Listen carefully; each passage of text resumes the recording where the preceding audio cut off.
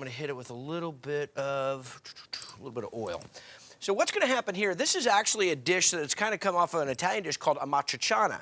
And what happens, it's a spicy dish. It's got a little bit of heat to it, but it's got bacon and tomatoes. Now, the bacon that you can use in this, I'm just using regular bacon because that's what I have, but pancetta would work nice because it doesn't have any of the smokiness, but this will just be fine the way this is my Guido version, okay? I'm gonna cut this up. There we go. So that'll all start to break apart in just a second. I cooked this bacon down and want it to be nice and crispy. And I cut it ahead of time versus doing it in the long pieces, because when you do it in the long pieces like you're doing for breakfast, you have a tendency that certain areas don't get cooked as far as the other. Okay, so I pull these out. And this is going into the tomato and bacon pasta, which is kind of a spicy bacon, onion, garlic, tomato pasta, real nice light sauce. And some water working for it. So there's a little residual in there. I need to hit it with a little bit of olive oil. There we go. You do it as you like. The red onions that I chopped up. Yep, pan's ready. Gotta make sure I got some sizzle going there. Okay. The garlic that I did in the food processor, about a 1/4 cup of that. I'm gonna lay that right on top of the onions for a second and wait for the onions to cook a bit. And then a little red chili flake. Now the chili flake, I love spicy food, but you know, sometimes these can get like little nuggets in there and they're hot, kind of like we deal with jalapenos. I'm gonna throw this down into the oil and let that kind of work its way into the oil, moves the heat all around the dish. Okay, so that's working. Let me get some salt on this water. Use a big stock pot. Use a lot of water. Cook this pasta the right way. Pasta really needs to be treated with respect. What happens, it gets overcooked, or we try to put too much pasta into too small amount of water. That's not what we want to have happen. Got a nice hard boil going. Get the pasta down in. There we go. Okay. 2. All right, now we're gonna move all this together. And again, I'm not doing super high heat on this. Not really looking for a big caramelization on it. Looking to cook everything, pull all the flavor out. Okay. That's there. I'm gonna hold on to that bacon because after I make this whole sauce, right before I toss it with the pasta, I'm gonna throw the crunchy bacon in there. Gonna hit it with a little bit of salt, a little fresh cracked black. And let's get these aromas down. Put more in if you're gonna if you want it more saucy. This is just gonna be kind of a nice light accompaniment sauce to go with this pasta because there's so much big flavor already going on. Here's the deglazing. This is tomato and bacon pasta I'm making. Hit it with a little Sonoma County cab. Now what that's gonna do is deglaze the bottom of that pan, pull some flavor off. There we go, okay. Excellent. And now I need to get in some of that bacon that I did, some Parmesan cheese, and some chiffonade basil. Okay, so we distribute that around. The crunchy bacon, I didn't put that in too soon. If I put it in too soon, it would have got all soft from the tomato sauce. And then a little bit of Reggiano Parmigiana. Had the deli grate it for me because I knew I was going to be going through a lot. Look at that. Star of the show. One of my hands-down favorite Italian dishes, carbonara. The pancetta. If you could have your butcher or your deli person cut that for you in about 1/4 inch, that's what you're looking for. If you don't have the pancetta to work with, thick cut bacon with as little seasoning to it as possible. I need to get some of the pancetta out. And I've taken this pancetta, gone nice and slow. Mom, if you don't mind, I need 4 yolks and 1 whole egg.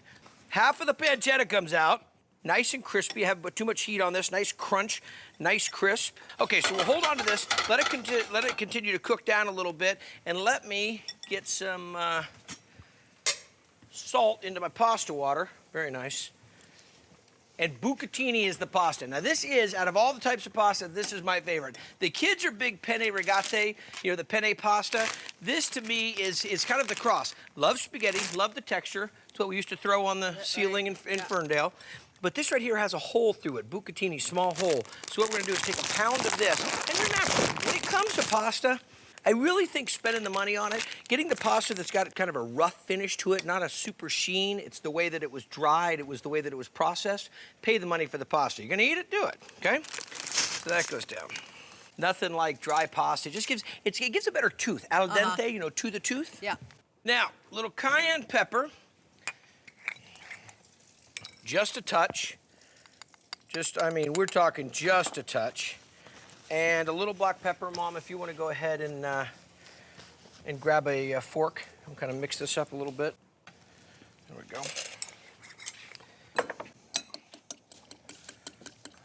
Bring it right under here. So pull the rest of this off. I just have to divide it. I'm going to save some of that pancetta right there. I wanted to let it go a little bit further. Some of the pancetta is going to go on top. Let it cool down a little bit, and then we're going to mix it into the eggs. So it's going to be the eggs. And Mom, you can go ahead and throw that cheese in whenever you're ready. We're not making an omelet. This is all the beginning preparation right in there. This is all the beginning preparation for making the carbonara. It's very simple, but it's just premium ingredients done the right way. I'll take the heat off of that. I'm going to mix that bucatini in there in just a little bit. I have got some bucatini pasta down that I'm going to drop some frozen peas into, all for the carbonara. Now, you're saying, you put the peas in, oh, they're going to overcook, it's going to be crazy. No, what's going to happen, I'm going to give them one little quick stir, and I'm going to take them out. That's just going to thaw them out just enough. I don't want them to sit there and get thawed out on the counter. Then they get mushy, and it just won't work right, okay? Over to this pan here that has a little bit of that pancetta fat. That's what I'm looking for. Reserve that water there just to make a little bit of the pan sauce. Pancetta, some yolks, and some Parmesan cheese all go together for this dish. Now, bucatini, the pasta with a hole in it, the spaghetti with a hole in it, isn't the normal one that you use for this dish, but not to worry, it's my favorite. So what I want to do is move this real quick and make sure that I don't create omelet alla pasta. Okay? Now let me get a little bit of Italian parsley into there. Oh, get down into the bowl. And the pancetta's already there. Beautiful color. Right behind you, Mom. Okay. Okay, I got a little reserved pancetta that we hit right on top of that. And a little bit of the Italian parsley. And some more of the grated Parmigiano Reggiano. Oh my goodness, that looks dynamite. How about sweet potato gnocchi in a Parmesan butter sauce? So, great thing about sweet potatoes is, well, people get them mixed up all the time. Is it a yam? Is it a sweet potato? Well, we're talking about the sweet potato, a little less starchy than the yam. So the idea here is cook these off ahead of time, or maybe you have some left over. We're gonna get them cool to the touch, just to where we can kind of handle them a little bit. Poke some holes in them, roasted them off in the oven, just the normal way you'd cook them. And look at that. Look at that beautiful color. Huh? We'll take this into the bowl.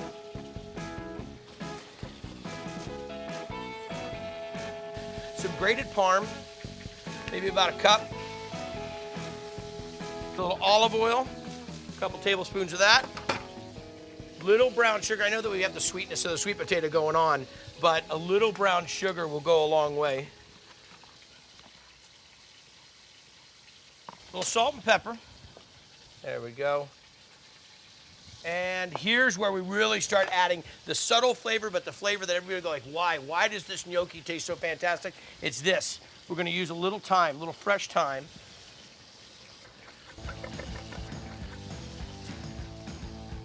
So a little bit of thyme. And last but not least, say holidays, what do you think? You think nothing.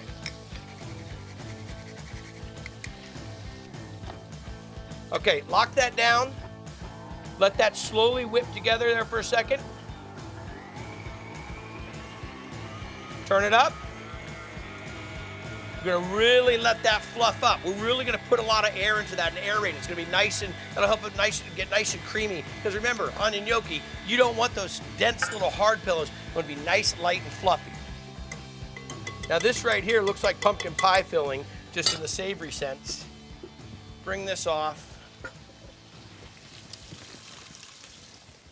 Get a little bench flour here. Now I was gonna be using maybe up to 2 cups of flour for this, but we're really gonna be looking for what the texture of this is gonna look like. I want it to be a little bit pliable.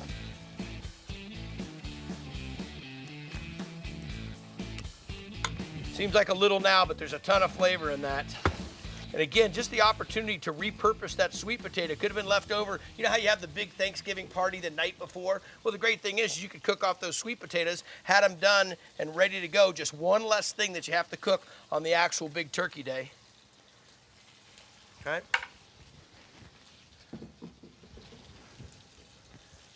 There we go. Get a little more flour right up on top of that. Lightly start putting it together.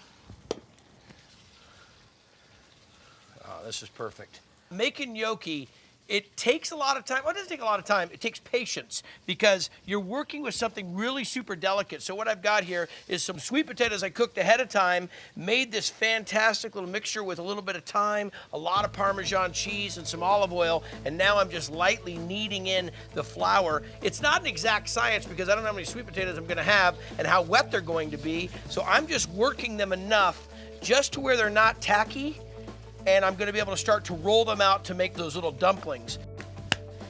Okay, this, a touch of flour inside the bowl, pick that up, let it just rest here for just maybe about 30 minutes.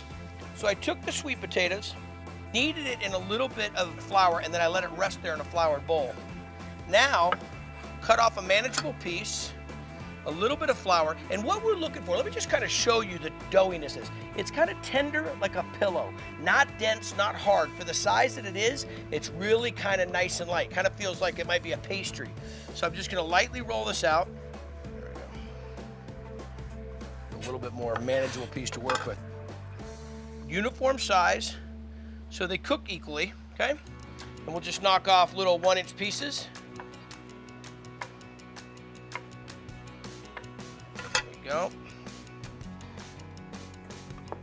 About a tablespoon of salt to a gallon of water, remember that? And you definitely need it with the gnocchi. Start dropping these little dumplings down. When they float, they're gonna be done. We're gonna work them in batches, pull them out, let them cool. It's all coming together. That's how I want them done. Beautiful gnocchi, sweet potato gnocchi with a little bit of thyme and Parmesan cheese, all coming together for the traditional, untraditional items that we make here at the Fieri house or at the ranch for Thanksgiving. Now look at those. A little bit of salt water, took the sweet potato, mixed up the Parmesan cheese, gonna let these rest for just a second. Over here, I've got a little brown butter. So what I did is I started a pan, I'm gonna fire it back up now, started a cold pan, dropped the butter in there, and then slowly let it brown. If you drop the butter into a hot pan, automatically starts to brown, automatically starts to turn on you, and then you're chasing it down. So this right here, I've got it rendered down. I got a bunch of heat on it. Get it right to the brown butter look that I'm looking for. Just get nice and golden. Okay? Gets that little nuttiness to it. Now we'll go ahead, drop this in. And just giving these a chance to cool down a little bit, just to dry off a touch. The thyme in there. And all we're gonna do is just coat this a little bit. I gotta grab some Parmesan cheese. Okay, let that coat up a little bit. A little more heat on that braising liquid.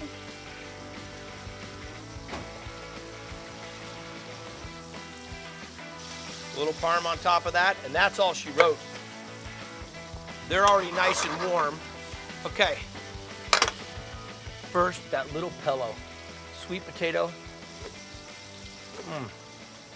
Melt in your mouth. Light, super flavorful, fresh thyme. That's the kicker. And right, a little bit of Parmesan cheese for the saltiness. So this nice ground, we'll drop that right in. Get some recycling down.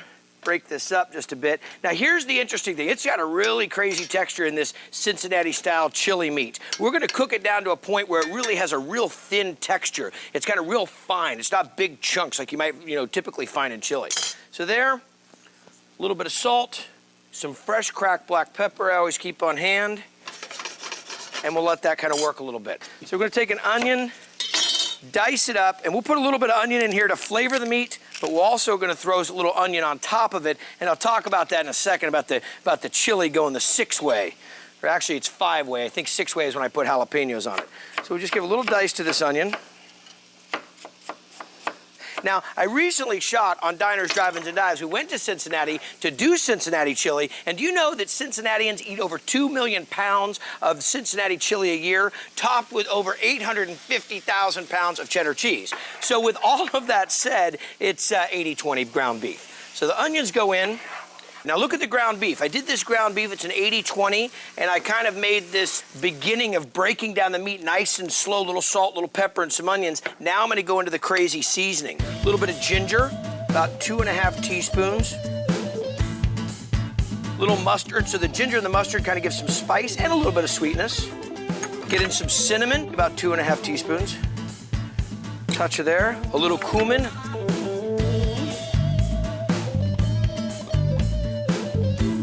A little bit of clove. This is really identifiable in it, but not overly clovey. Overly clovey, you know what I meant. A little whole nutmeg, okay? About a teaspoon. So the nutmeg in, a little bit more salt, and then here's the real kicker, and this is just a touch of some cocoa powder, about 3/4 a teaspoon there. Now, mix it all together. It's really key to do this in a little bowl by itself, because if I just went and dumped everything right off the bat in, then what happens is I get kind of a spot of cinnamon, a spot of nutmeg, and I want this to be a nice blend all the way across the top. Now this is gonna continue to cook for about another hour, and I got some more ingredients I'm gonna add into it in just a second, but it's gonna go low and slow and really break down. It's gonna get this really nice fine texture to it. We're gonna hit it with a little bit of beef stock. There's onions in there, but what kind of makes it weird is all the seasonings that I put in. Oh, I've got everything from nutmeg and clove to cinnamon to even a little bit of chocolate. So there's about 4 cups of beef stock. Some tomato sauce, and this is all part of building the real big depth and flavor. Now, for some of you that are looking at this are going, wait a second, it looks like Cincinnati chili. It's kind of from that idea. Worcestershire and apple cider vinegar. That's why I love squirt bottles. Those go in there, okay. Bucatini pasta, which is kind of a spaghetti with a hole in it, going into what's called weird spaghetti, or some people might know it as like a Cincinnati chili. It's not exact Cincinnati chili, but kind of my rendition. And we'll get that right in on top. Bring it over into the dish. Now what you see over here to my left, oh, we got some shredded cheddar and some onions, and that's gonna go on top. Look at this pasta. There we go. Some of that great meat on top of it, all those crazy spices that went into it. A little bit of the cheddar cheese. So I'm having it 2-way. I think this is now 3-way. Hit some onion on top of it, 4-way. If I went 5-way, I'd put beans on it. But this is the way I like to do it. I'm not waiting for these guys. I gotta try this.